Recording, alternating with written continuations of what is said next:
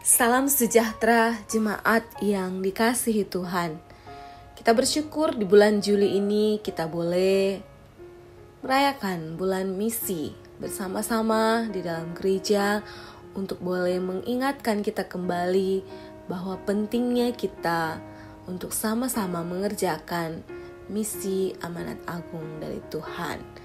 Mari kita melihat satu kebenaran firman Tuhan dari Kisah Para Rasul 16 ayat 9. Firman Tuhan berkata, pada malam harinya tampaklah oleh Paulus suatu penglihatan.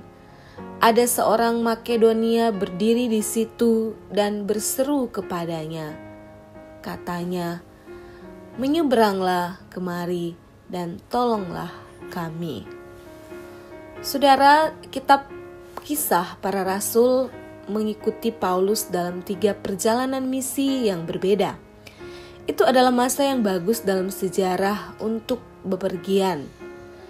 Karena pada zaman Paulus, Romawi telah mencapai pendudukan absolut atas wilayah yang luas. Bahasa dipersatukan dan perdamaian di seluruh kekaisaran Pax Romana berjaya. Lebih jauh lagi, para insinyur Romawi telah menghubungkan kekaisaran itu dengan jaringan jalan yang dibangun demikian bagus sampai banyak yang masih bertahan sampai sekarang. Dan sebagai warga Roma, Paulus mempunyai paspor yang berlaku dimanapun. Dalam perjalanannya, Paulus memusatkan perhatian pada kota-kota perdagangan utama dan ibu-ibu kota koloni Romawi. Dari sana pesan Injil bisa menyebar ke seluruh dunia. Jika sebuah gereja muda tampak menjanjikan, Paulus akan tinggal lebih lama, kadang-kadang sampai 3 tahun, di mana dia berusaha untuk mengarahkan pertumbuhan rohaninya.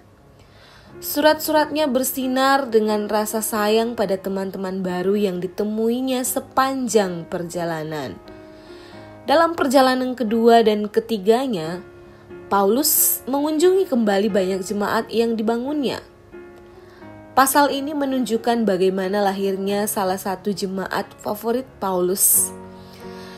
Filipi adalah kota ternama di wilayah Makedonia yang didatanginya atas tuntunan penglihatan ilahi. Mengikuti prosedur normalnya, Paulus sudah mengatur perjalanan misinya secara strategis, menghubungkan kota-kota besar secara berurutan. Tetapi kali ini ia menemui penghalang dan menerima rencana perjalanan alternatif. Percakapan biasa dengan seorang perempuan di tepi sungai membuka jalan bagi Paulus. Perempuan memainkan peran krusial dalam banyak gereja mula-mula. Apa yang terjadi di Filipi hampir menjadi pola bagi kunjungan misionaris Paulus yang tidak pernah membosankan, di mana penerimaan awal, perlawanan keras, dan penyelamatan ajaib dari bahaya. Seperti yang terungkap dalam penuturan ini, Paulus tidak ragu-ragu memakai prestis dan status yang menyertai kewarganegaraan Romanya. Ia dibawa keluar dari kota itu dengan rasa hormat yang sepantasnya, tetapi ia telah meninggalkan 2 keluarga yang sudah diubahkan. Satu dipimpin perempuan saudagar kain, lainnya oleh kepala penjara. Dari kombinasi yang tidak lazim ini, maka tumbuh gereja yang hidup di Filipi. Saudara yang dikasihi Tuhan, dari peristiwa bagaimana perjalanan misi Paulus ini, kita bisa belajar sebagai pelajaran rohani yang perlu kita perhatikan adalah di dalam perjalanan misi ataupun ketika kita memberitakan Injil, kita perlu untuk mencari dan merasakan tuntunan bahkan arahan Tuhan.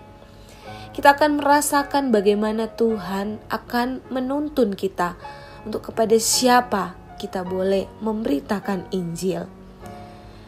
Di dalam pengalaman berjalan bersama dengan Tuhan, sungguh kita perlu untuk mencari tuntunan ilahi, supaya ketika kita memberitakan Injil, pemberitaan Injil itu akan tepat pada sasaran yang tentunya berkenan di hati Tuhan. Biarlah kita dibakar kembali untuk tetap semangat mencari arahan Tuhan dan menjangkau jiwa-jiwa bagi Tuhan sesuai dengan apa yang menjadi arahan Tuhan sendiri. Tuhan menolong kita di dalam mengerjakan misi amanat agungnya. Tuhan memberkati.